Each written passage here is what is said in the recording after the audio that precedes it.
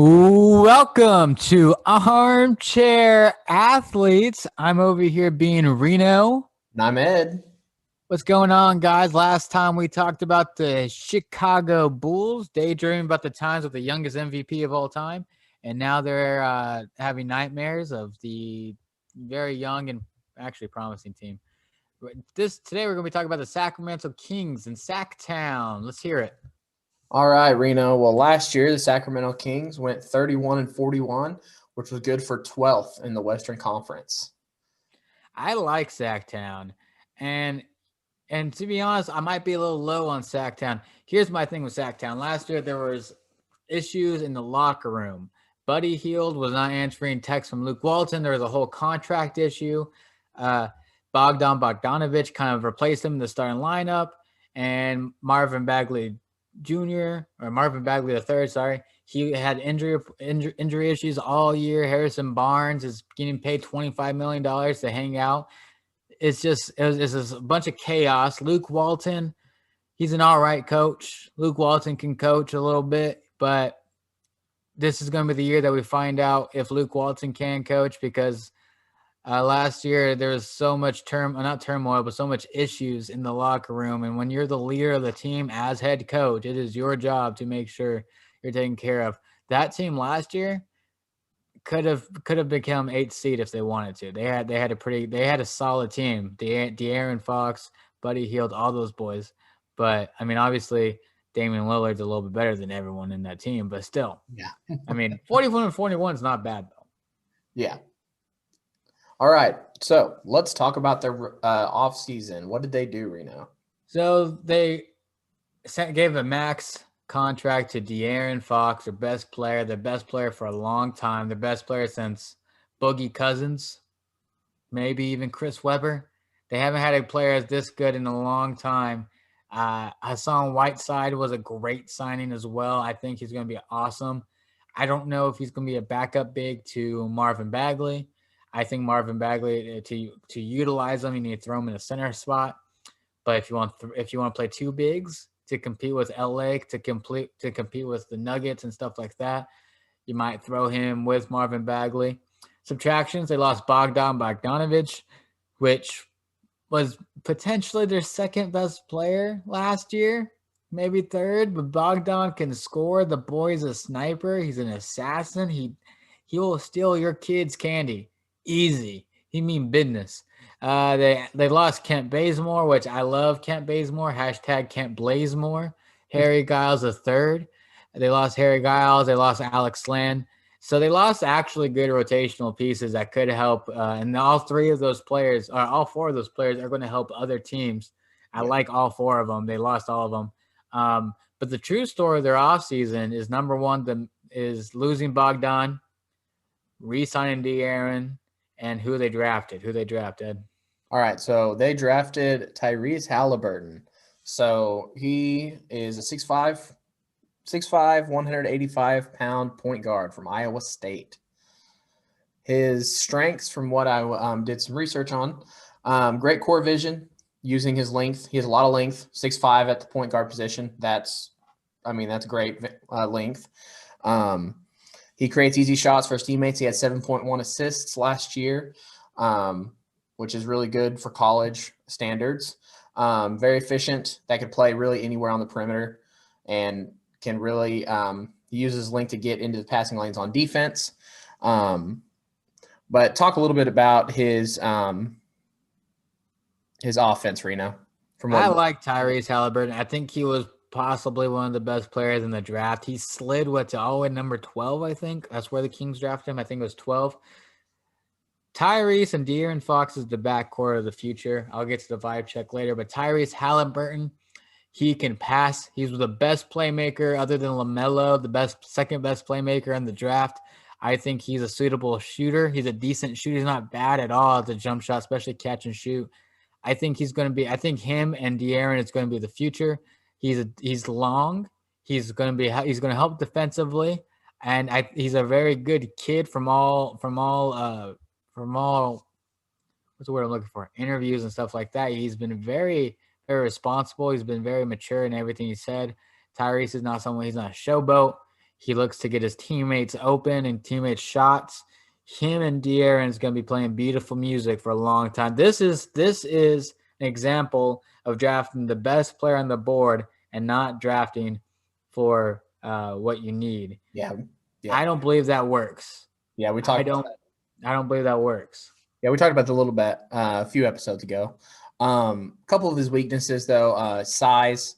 He's 6'5", but he's only 185 pounds. He's a kid. Yeah, he might struggle to defend some of the bigger guards in the league, but other than that, I think he should be fine. And he really needs to prove he can make contested shots off of the dribble for sure. He needs to do better in ISO situations. Was not the best. He can make an open shot for sure, but he's not the best at contested shots. His NBA comp that I read was Lonzo Ball.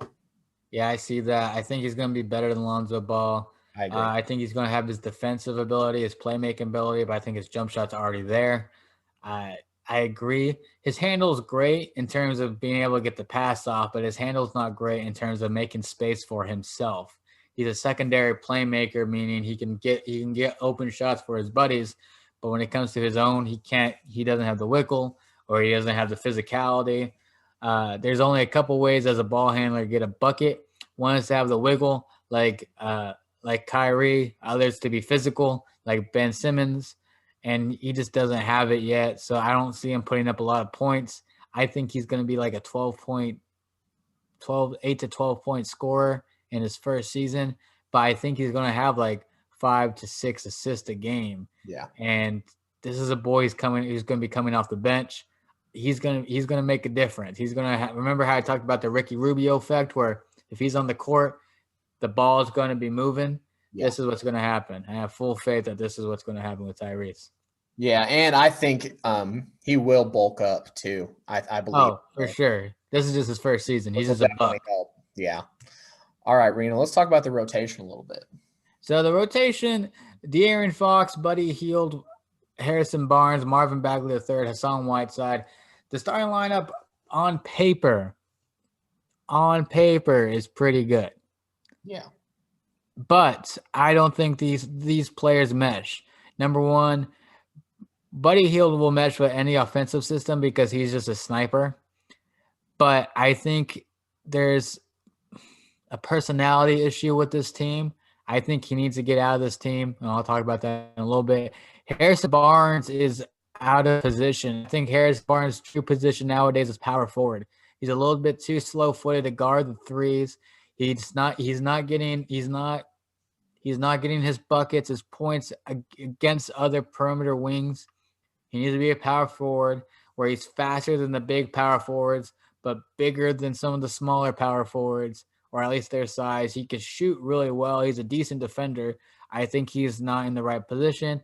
Marvin Bagley III, we'll see where he jumps up.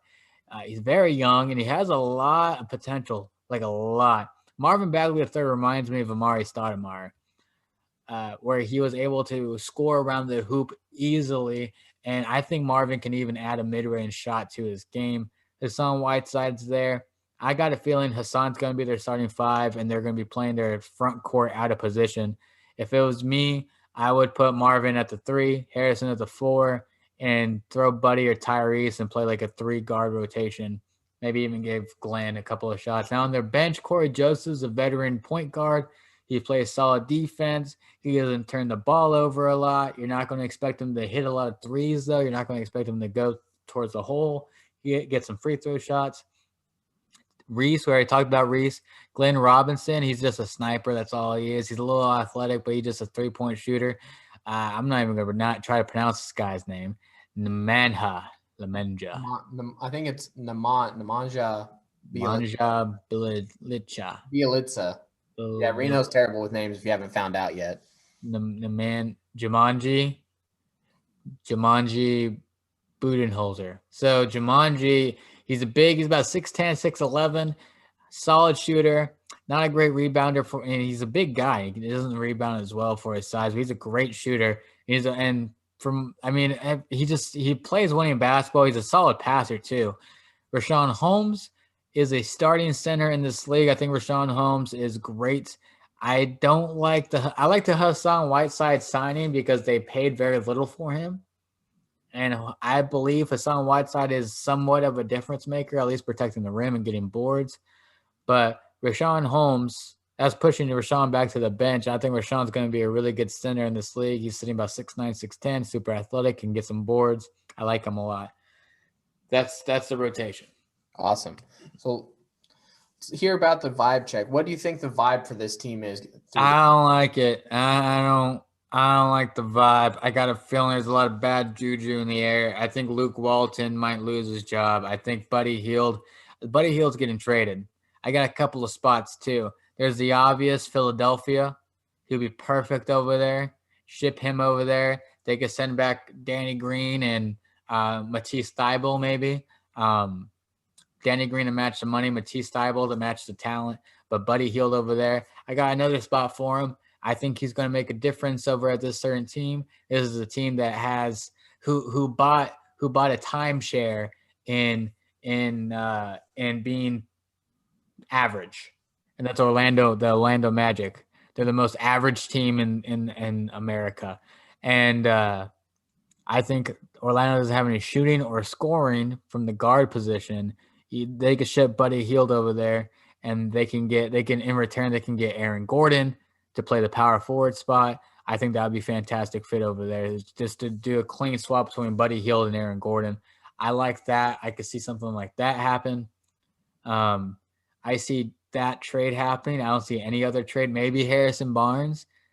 Golden State has a $28 million trade exception, and that's $28 million. Harrison Barnes gets paid $25 million. They don't have another shooter in Golden State other than Steph Curry.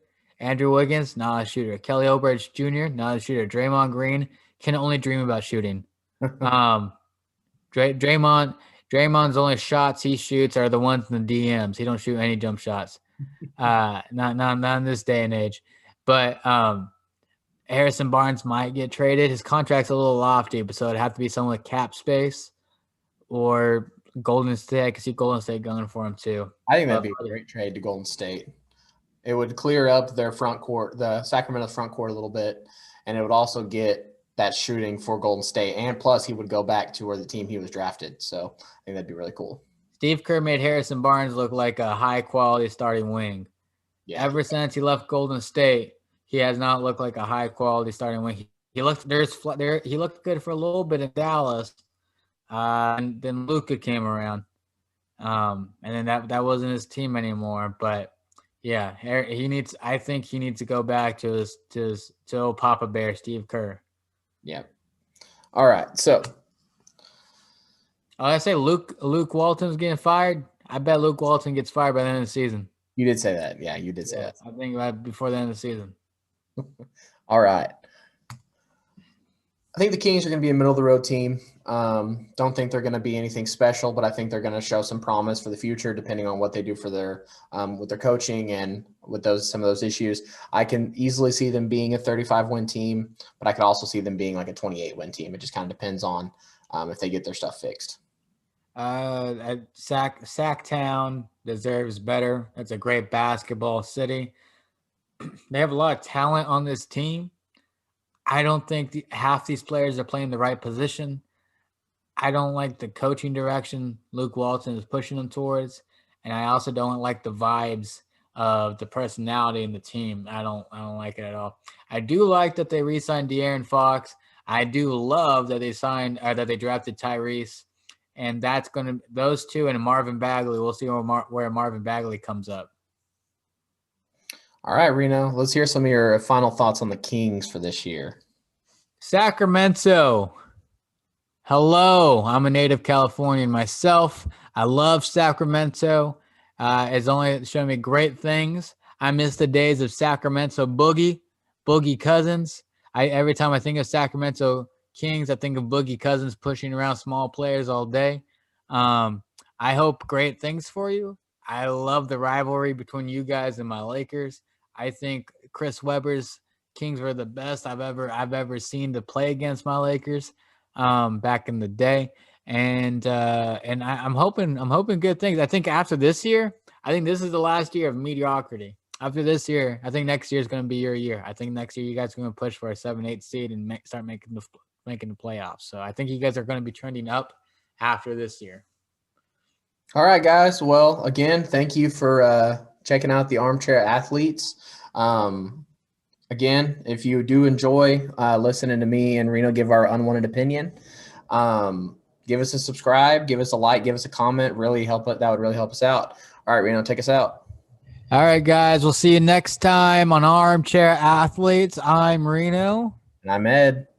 And we'll see you next time talking about a team that's a little gray in the hair, if you know what I mean. We'll talk to you next time. Bye.